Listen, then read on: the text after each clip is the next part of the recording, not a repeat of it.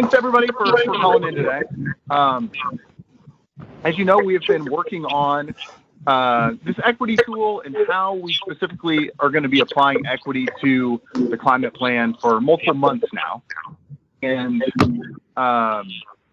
so we have created this tool, and most of the advisory groups have seen versions of this, and the steering committee has seen versions of this. But we wanted to hold this webinar today to just record and show all in one process over the course of 1 hour, like all of our thinking and how it all fits together and how all of these examples end up playing out. Because as we've learned, this is definitely an iterative process. We don't have all the answers, and we're trying to figure out something that is complicated and is new and is not simple. So we are inviting you to come on this learning journey with us and realize that it's not going to be perfect, and we're not going to get this exactly right. But really the point of going through this is to just ask better questions and to spend more time being intentional about our process here as we come up with actions for the climate plan. And I think we're kind of exactly at the right point where we need to be right now, where our groups are just about to dive into coming up with goals and strategies, and we're proposing that they use this tool to ask the right questions to go through their process. And we feel like if they do, that we're going to end up with a better product at the end that is tangibly better and more focused on equity. Okay, so we're just going to go through these slides. If you have questions as we go through, just type the questions into the chat, and we will either address the questions at the end of the session, or we will come back and just address them later. But because we're recording this, we're going to be sharing it out with all the people in the process. We kind of want to run a show and run through the whole thing, and then we will just answer questions at the end. So why equity and climate? We have of course been exploring this for multiple months as a group now, going through the workshop and training together and talking about this at many of our meetings. So first thing, this is really a local necessity now for city processes. Equity and racial equity are front and center in many of our city council decisions. We have an equity office that we've worked with, and this is clearly part of the national climate conversation at this point. When you hear the Green New Deal, and really, when anything is coming in front of council at this point, they are asking about equity and how it's been addressed. So first thing, just bottom line, is that we need to do this work because of the place that we have found ourselves at, nationally and locally right now. The next thing is that, while in the climate space, we like to think about solar panels, we like to think about electric vehicles, we like to think about these big closed-in power plants, these big technological things.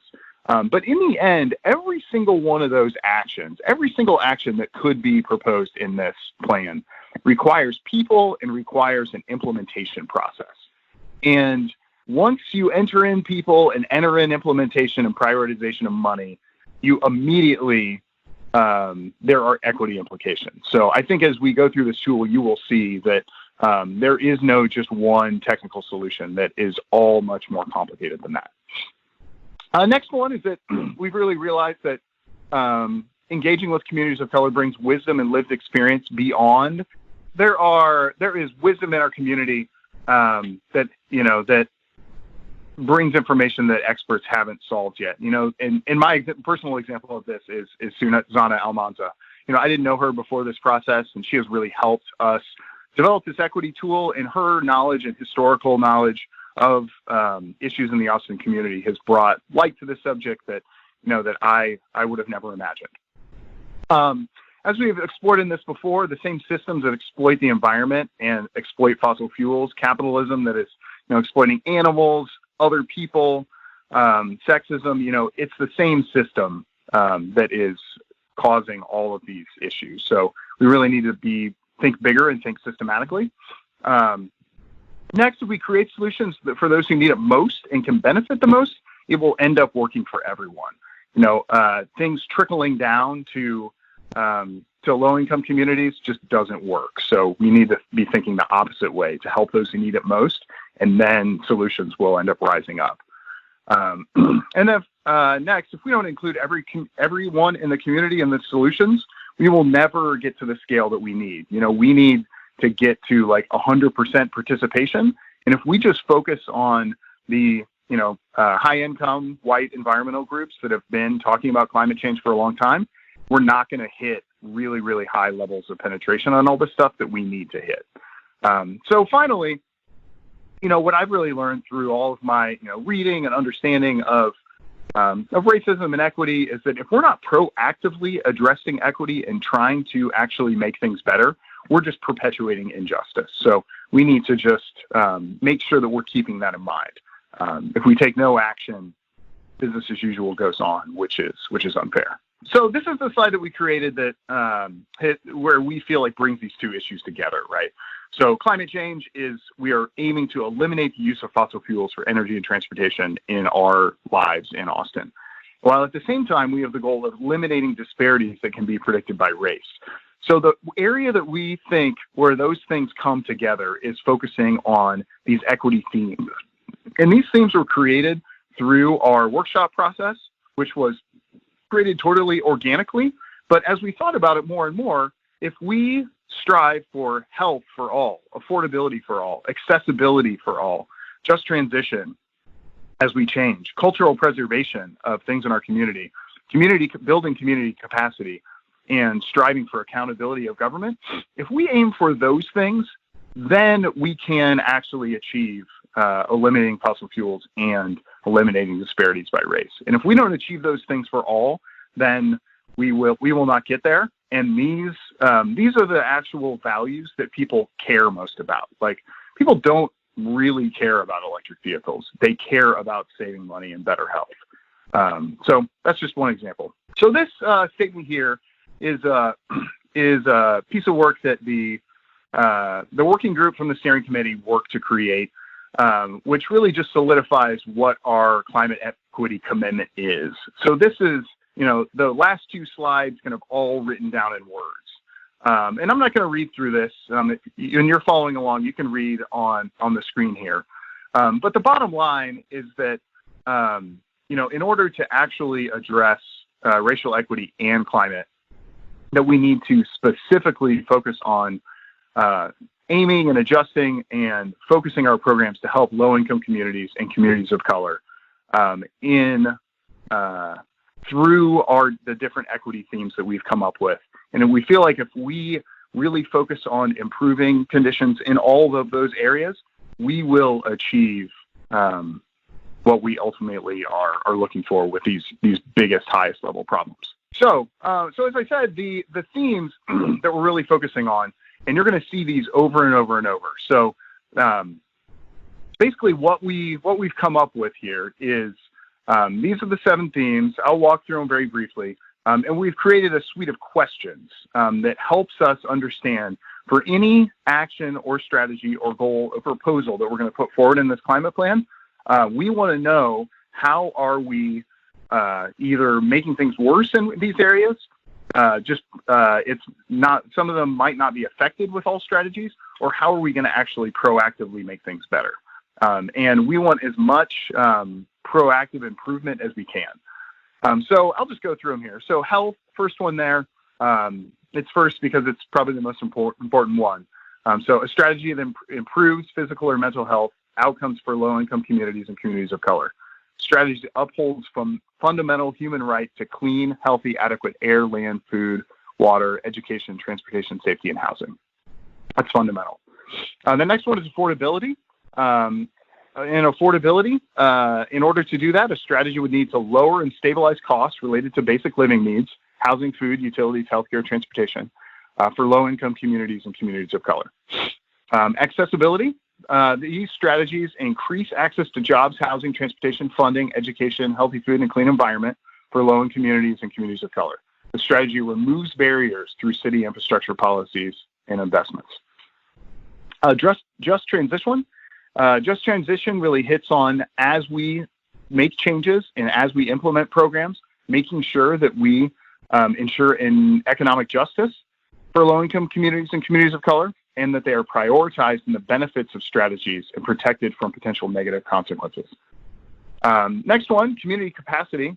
Here, a strategy would elevate the voice of low-income communities and communities of color by developing strengths and strengthening skills, abilities, resources that a community needs to survive, adapt, and thrive.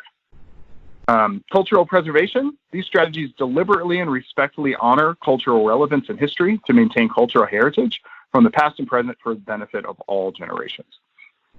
And then finally, accountability. Accountability, these strategies will ensure that local communities, low-income communities and communities of color can hold government and institutions accountable for equitable implementation. This one is going to be one of the more challenging ones that lives on into the future and can't just be addressed specifically in one strategy at one time. So next, we're going to go through kind of the process. This is the kind of background and basis for where we're starting from.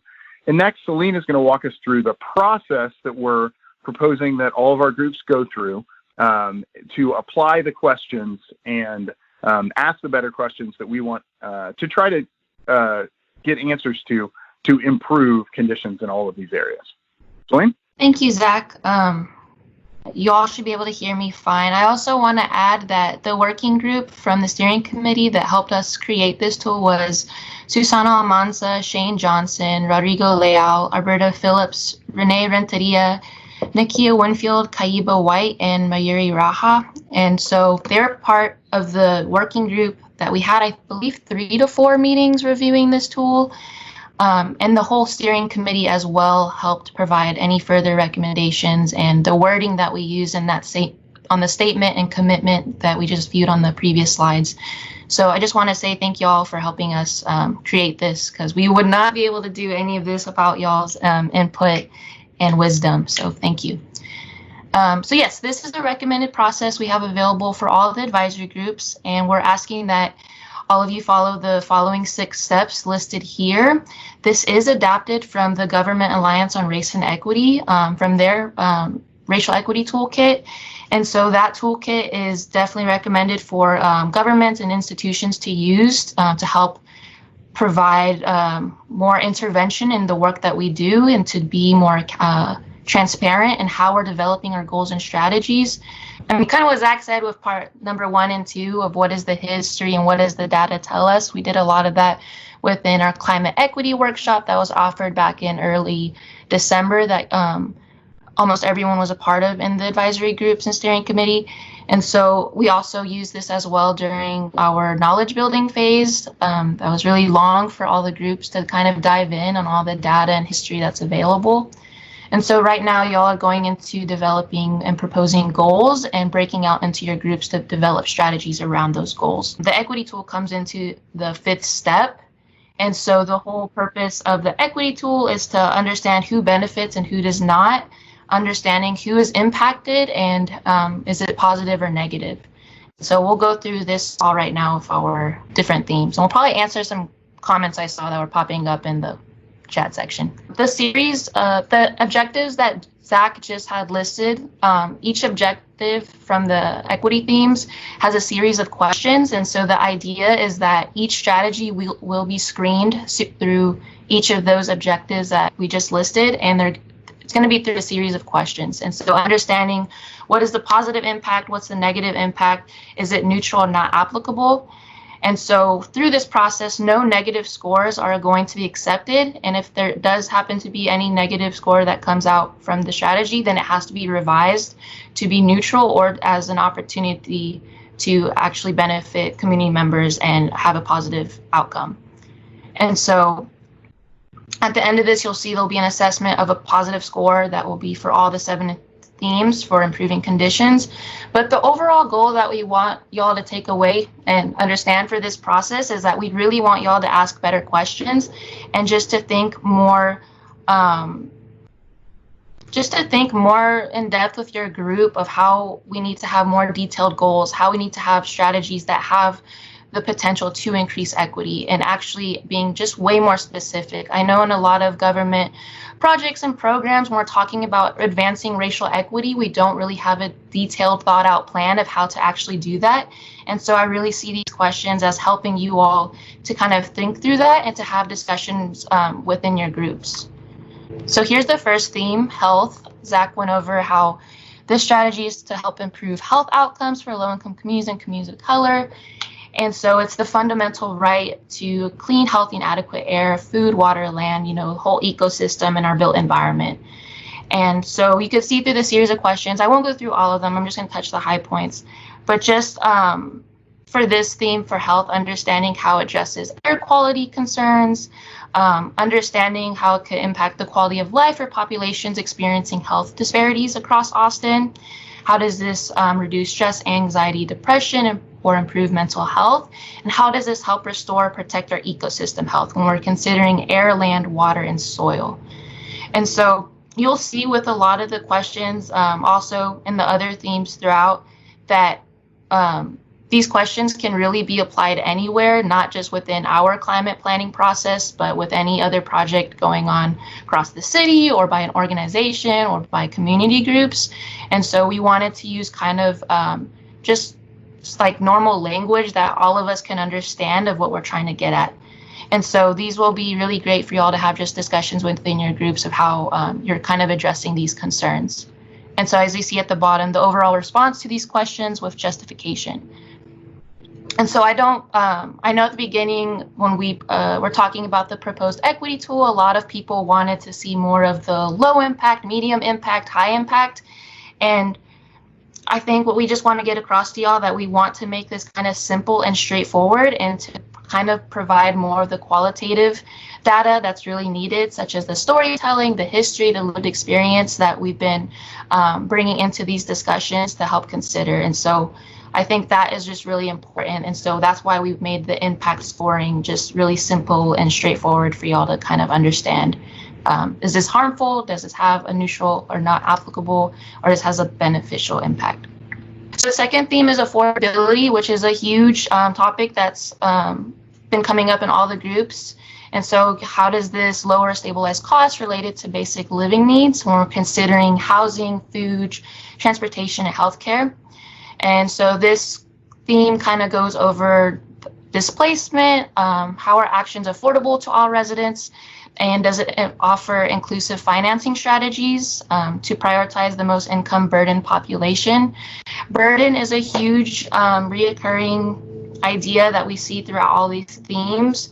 And so affordability, I think, stands out the most a lot when we're talking about projects, programs, and different solutions that are coming out of the city, but understanding who benefits to it and like how is it affordable, or is there other things that might mitigate those unintended consequences. So understanding how we're reducing cost burden and number of families that are cost burdened by housing and transportation, and does it also generate further burdens, either indirectly or directly, that haven't considered before? And if so, like I said, are there opportunities to mitigate these impacts? So here's theme 3, accessibility. This is all of the themes are really important and huge, and I think kind of getting at what we've been talking about in all the advisory groups and in the steering committee. But how are we addressing the need to increase access to jobs, housing, transportation funding, education, healthy foods, and a clean environment? And how are we also addressing the barriers through city infrastructure policy and investments? So there's 4 questions here about expanding access to healthy, clean transport systems. So this is Just Transition. This was a really big discussion talking about workforce development and job opportunities within a climate plan, which is huge when we're thinking about the future of like a green economy, but understanding, well, who is a part of that and who is prioritized to receive those benefits and not be left behind. So with the Just Transition, we want to ensure economic justice to, like I just said, prioritizing low-income communities of color in this strategy and protected from any potential negative consequences. And so this first question you see here addressing their opportunities for workforce development, contracting opportunities, and increased diversity of city staff. So that's more looking internally at programs that might come out of the city that y'all might be thinking about, but also to think about external training opportunities. We're prioritizing and contracting groups that have staff made up of low-income communities of color in their workforce development. Also understanding for creating local opportunities for livable wage jobs, and placing responsibility on institutions to address historical disparities. And I'll go to the next one and I'll hand it off to Phoebe. So the next one is community capacity, and this one is really thinking about how we can both make sure that we're respecting community-based knowledge and that we're not, coming up with solutions for the community without ensuring that those solutions are actually needed and have been identified. It, has to do with doing meaningful and authentic community engagement, making sure that there's funding, educational opportunities. So tying back, all of these themes are interrelated, but it's really looking at the relationship building aspect, thinking about building trust, and ensuring that the actions that are taken and the way that the engagement is done is meant to foster a long-term process where, there's relationship between the community and government. And so you can read through the questions here. I'll give you all a couple of seconds, and maybe if you want to switch already, Celine, and then by the time it switches, people will be done. Okay. So the next one after this is accountability. And this one is a really important one. It's meant to both address the fact that there needs to be some form of process that we can measure everything. And it also means that we have to create data or make sure that we're tracking data where the data may not be, right? So ensuring that whatever process we're taking, we have data that's disaggregated by not just income levels, but by race, by ethnicity, and that we're ensuring that that's being done beforehand so that we can track any results that come afterwards. And at the same time that we're both tracking qualitative and quantitative data, right? We want those numbers, but we want those stories that also go along with those numbers and that can put together a whole picture and ensure that we're not just saying, well, the data says this, without ensuring that we're checking with the community and making sure that there is truth within what's being, experienced on a day-to-day basis. We also need to make sure that there's short-term and long-term metrics so that we have, milestones that we can meet. And then, of course, what are the consequences and what are the ways that community can actually speak up if things aren't being met? What are, what does that mean for, policymakers if these goals aren't being met? What are the mechanisms that we can have ongoing communication to ensure that if something is not being addressed, that we are coming back and seeing, what's wrong or what's happening that's keeping a goal from being met? And then, of course, to make sure that everything is adequately funded in order to achieve those designed goals. Okay, and this one popped up right away for me. So this one is cultural preservation. So this one is meant to address the fact that we do have a lot of areas of town that have been rapidly gentrified, and therefore cultural preservation has not been heavily considered as a primary factor for decision making. And so this is specifically saying that we want our actions to acknowledge, respect, and honor the culture of low income and communities of color. So when we're using the term cultural preservation, we are specifically speaking about these communities. And so we are also thinking about social cohesion, engagement, once again, thinking back to community engagement and what that means. And then, also making decisions that, go beyond just dollars and cents and address shared values and cultural differences. So once again, thinking back about the relationship building, about the community trust, and about really recognizing that local cultural knowledge and ensuring that we're taking steps to try to preserve the culture that is here that has been so severely neglected for a long time by city processes.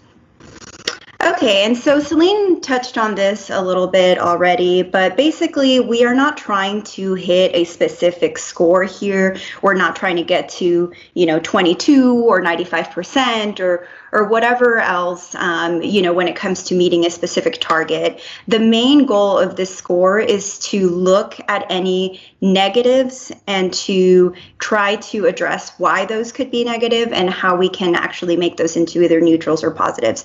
So what we're aiming for is as many positive, points, so to speak, and no negatives. And, in some cases, the scores are going to be neutral because something may not be as relevant.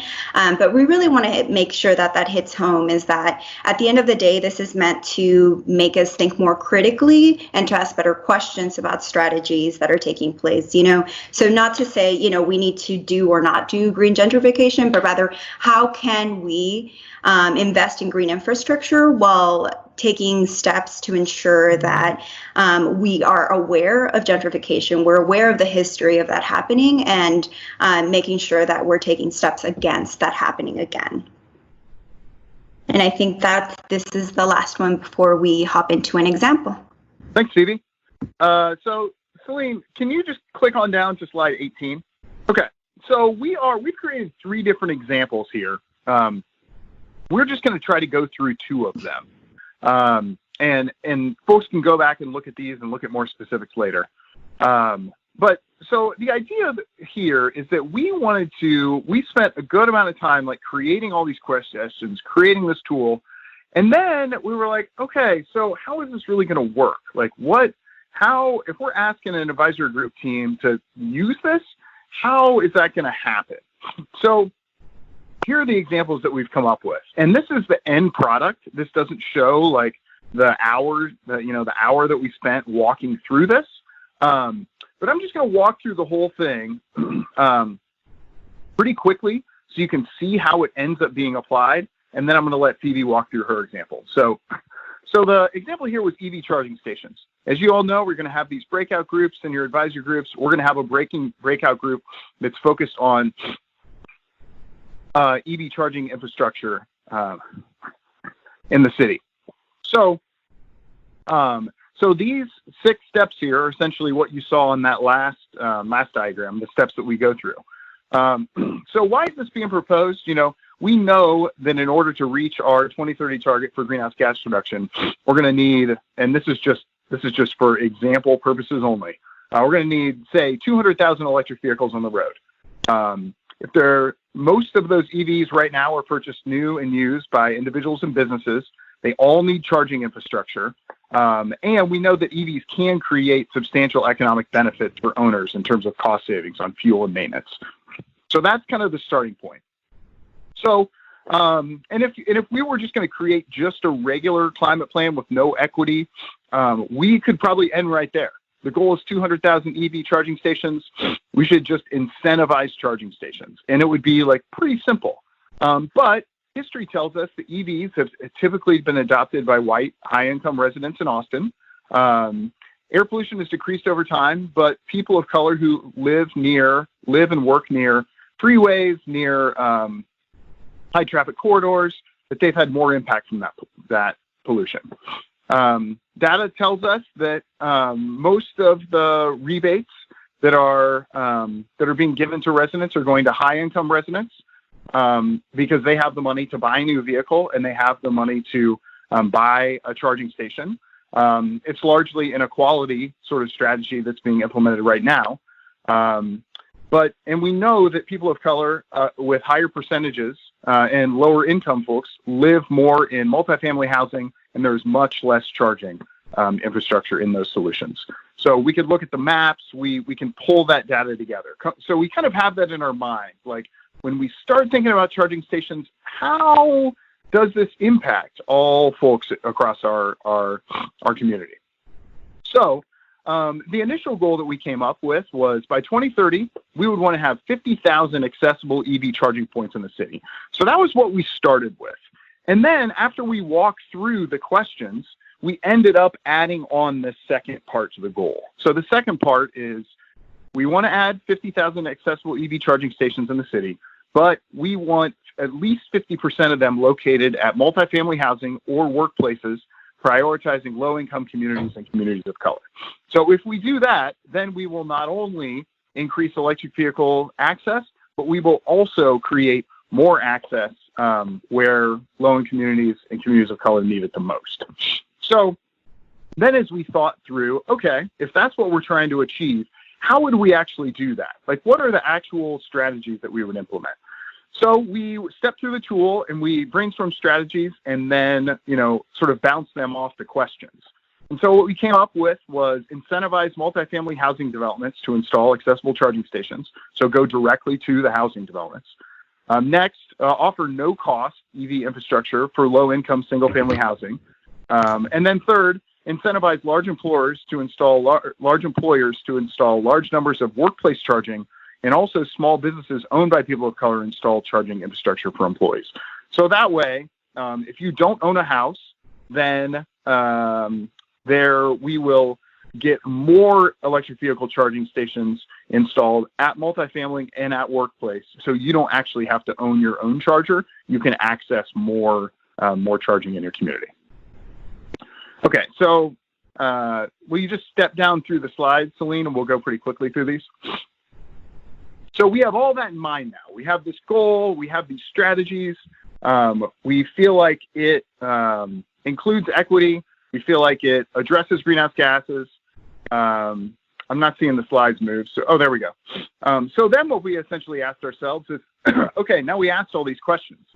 And so for the first section here for health, we don't think that by implementing it the way that it is, it would cause any harm. We thought that it would create benefits in terms of reducing air pollution, potentially helping protect ecosystems. So it gets 2 plus 1s there. On affordability, because of the stipulations that we put in the strategies, we feel like it will help affordability for low-income communities and communities of color because it creates savings. Exactly how the stations are installed and how they're paid for is key to affordability. So we're going to have to make sure to watch that like as we implement going forward. So I don't think we have all the answers there, but that's we at least have identified a potential issue there. Anyway, so let's just go down to the scoring, Celine. Okay. If we end up at the scoring, essentially what we end up with is what we've identified is that we will create, if we implement it as stated, there are no areas that we would create additional negative impacts. We think that we would create positives in many of the areas. And then when you look at in the notes, in the justification, we noted there were multiple different areas where it seems like we're going to have to make sure that we address some of the issues in implementation in the actual how. Because not all of this can actually be addressed at the level of just what is the goal and the strategy. Okay, Phoebe, do you want to step through your example quickly? Then we'll go to questions. Yeah, so if you're following along here, so this is an example of incentivizing low carbon building materials. These are meant to be done in groups. So, there are ways in which this can be improved. This is just meant to be an example. But basically what was meant to address here is to look at a proposed goal of saying, okay, we want to reduce the embodied carbon, those are the scope 3 emissions from building materials by 15%, let's say by 2025, and then 30% by 2030. So what are the ways that we're going to do this? And so part of it was, okay, well, maybe we need to do some sort of incentive program, right, to developers to use low carbon concrete, steel, aluminum, and insulation. So one way that maybe we could go and make it more equitable is by saying, you know what, we're going to reserve some of those funds, at least half of those funds, for affordable housing developers. And we're going to incentivize them at a higher rate. And then from there, you know, when we think about the types of materials that go into buildings, there are health declaration guidelines that we can be using for. And so maybe that'll be something that we look and require and ensure that, you know, there's guidelines here that, you know, at least are being used. Maybe they can be required. That's just one way to look at it. And then, of course, we want to think about workforce development. And so, you know, can we also couple this strategy with a workforce development training opportunity through local unions, through community colleges? You know, we can go beyond that. And then the last strategy here was to say, well, and what if we also, we know that we just had a presentation from the Workers Defense Project about the Better Builder program that aims to build more equity into the construction environment. So what if we say, you know, the developers or the contractors that are working on this have to also abide by the Better Building program requirements. And I know that that's not popping up on the slides just yet. So if you go to the Google link here, I am on slide 26. And I'll link it once again here. Okay. And so, you know, we went through the themes here, and it's thinking about, okay, well, could this reduce pollution? You know, if we're thinking about health impacts for these materials, then maybe we can think about ways that we, and I'm on slide 27 now, ways that these strategies can help with, you know, indoor air quality, outdoor air quality, et cetera. When we're thinking about, theme 2 isn't in there anymore. I don't know how some of these just got deleted, but let's just go into just transition. If we're specifically focused on a workforce development program that is meant to work locally, and it's meant to work with unions that already have, you know, mechanisms in place to have more just workforce. And we're working with not just four-year colleges, but community colleges that are more accessible and cheaper for students. And if we have direct targets for, you know, diversity that aim for racial equity and aim for representation, then we can, you know, maybe start to get to the results that we want to see. Okay, theme 2 is after theme 3 for some reason. So that one's the affordability. And here, you know, this is one that I think could go harm or neutral. This is where we would really need more than one person to kind of go through these examples. And we would really need to think about, you know, how are we framing those incentives? Who are we incentivizing? How are we making sure that they're inclusive, right? So if we're going to have a green building that is made with all these like low carbon materials, who gets to live in that building, who gets to work in that building, right? And that's where I thought of the affordable housing tie-in. So we'll run through, and I'm sorry, I'm going to go through these really quickly because I know we want to have some time for questions. Accessibility here, you know, if we're thinking about education and we're thinking about workforce development, then we can make the benefits and the educational aspect of this better. Maybe we're not just thinking about workforce development, but maybe we're also creating curriculum for local schools, working with school districts, with charter schools, et cetera. And, you know, by enhancing that workforce development, then we're also trying to ensure that we are looking at all these other potential barriers. Then here, you know, once again, thinking about educational resources. So once again, you know, these are very connected. So I think here I touched again on thinking about educational resources, thinking about funding if we're specifically organizing this in a way that targets affordable housing. You know, I know affordable housing itself has a lot of different segments. You know, affordable for one person doesn't mean affordable for another, so we need to think about that as well.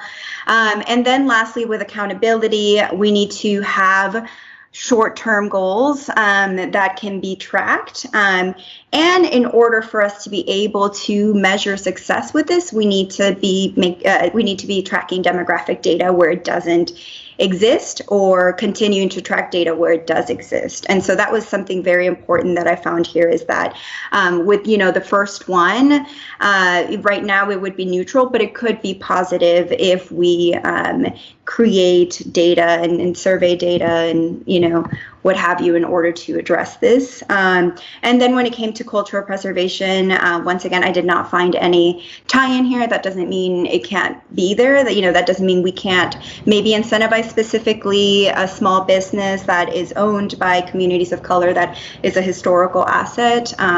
So there's ways that you can keep going back and modifying these strategies.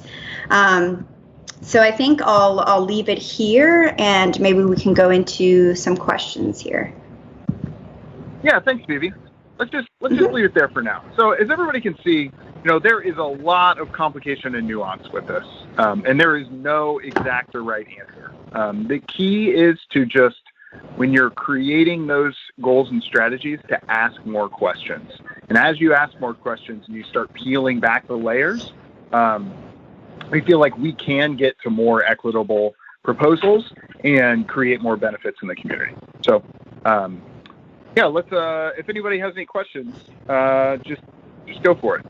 Andrew had a question about implementation and eliminating options that have negative scores. Our idea is that we would not be proposing things that have negative scores. And that if you have a negative score, then you should think about how could the goal or strategy be modified in order to have a positive score. Are there any other, Tom, did you have a question you wanted to jump in with? Yes, I just typed it in. I was just concerned about blind spots. No one of us has a lock on everyone's cultural perspective. So, I can think of many times in my life where you assume that everything should be okay, but you're wrong. When would that be reviewed by a broader audience to say, man, did we miss something here? And maybe it's in the process and I missed it. So. Yeah, no, that's a really good question. So what we're proposing is that all the groups go through and answer all these questions, and then Celine and Phoebe and I are going to we will review all of them once they've been completed.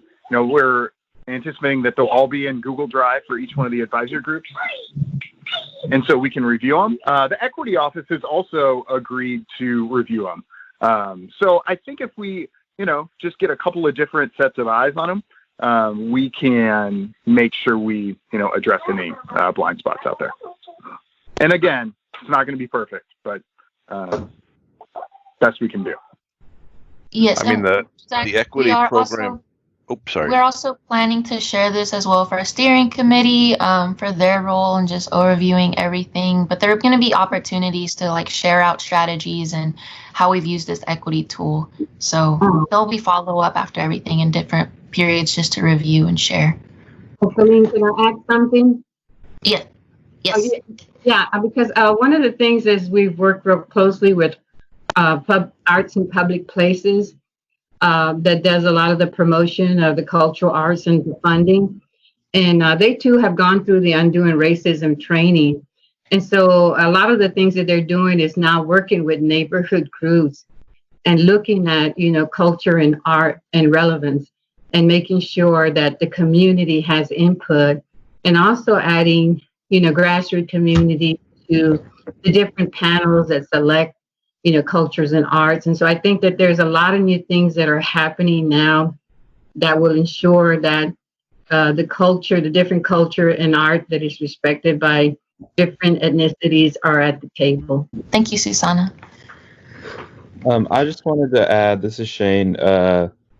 So Celine and Zach, you were saying about, I think, was that about adding questions to the equity tool? Because I want to make sure that there's a process. I think there should be a process for at least getting ideas from each of the advisory groups, and then running those ideas through at least some of the members of the steering committee who are on the equity working group, in addition to you all. I think that would be also a lot of work on your part that it shouldn't just be the three of you. I don't know so much about adding questions. I think this template is used as a guide as a standard for all the advisory groups. I know each advisory group is going to be coming up with specific questions as a follow-up to this, or just more key points that are more relevant for their groups. So I'm sure that is going to happen, and we'll have periods to review that, but I'm not sure if that will change the whole equity process. So when you just said that, are you saying that each advisory group is going to come up with additional equity? No, I just meant when they're reviewing the strategies for the gaps that Tom Ennis just mentioned of how they're answering the questions. Okay. Yeah, what I'm thinking is that just I don't know, I think there could be a few additional questions on some under each of the themes, and I think it would be, assuming there's capacity and we have the time, that it would be valuable to get ideas for questions from each advisory group and then vet them through equity working group members. Yeah, that'd be great. I mean, that's the overall goal, right? We want you to be asking better questions that come up in your groups and the work that you all do, and definitely to share those different concerns or surprise areas that would be beneficial for all of us to hear and learn from. Oh, actually, is there a timeline for the equity office reviewing the questions? If I understood what y'all were saying correctly earlier. The timeline would probably be in the May timeframe. We're hoping that all the advisory groups go through this process. They answer all the questions for what they're proposing in April into May, and then we have all that information aggregated, and we'll spend some time with them to go through it in May. And May is going to be really the time period where all the groups are sharing strategies. The steering committee seeing everything. That's going to be the place where all the drafts are being reviewed. Okay, I think I just misunderstood what you were saying earlier. So you're saying that the strategies that come out of this equity tool are going to be reviewed by the equity office afterward? Yeah, I mean, we're envisioning that as you see our examples that it's all been written down in the slides, that we will have those for all these advisory groups. So what's being proposed and what the scores are will be transparent to everyone.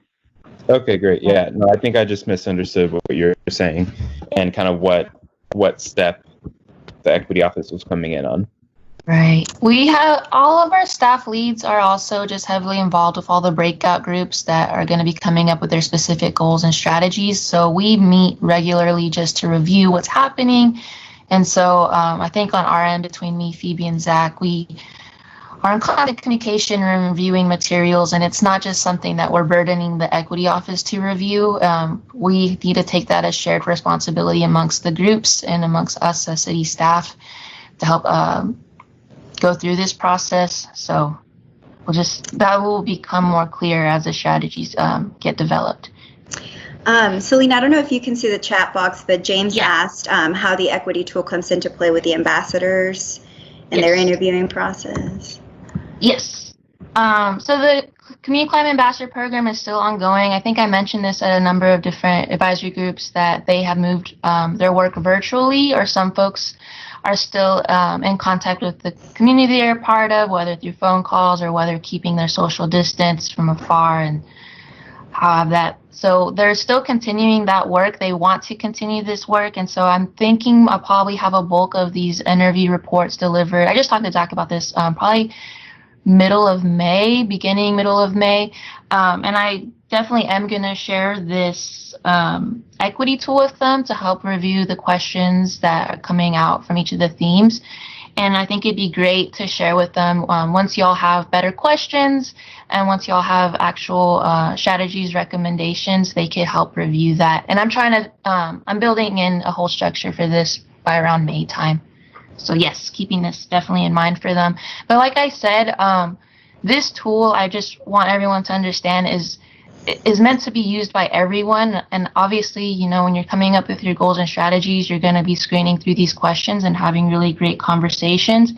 But I don't want y'all to think like the whole equity process is being reviewed by someone else. Because I mean, that's another burden on other people. You're expecting to kind of fill that gap. I really do want our participants to think really in-depthly about these questions that we're asking, and to have open conversations with other participants in your groups of how you're answering these and doing your research, and not only scientific research, but looking at like what are relevant community organizations that can be a part of this and help review this in the long-term process.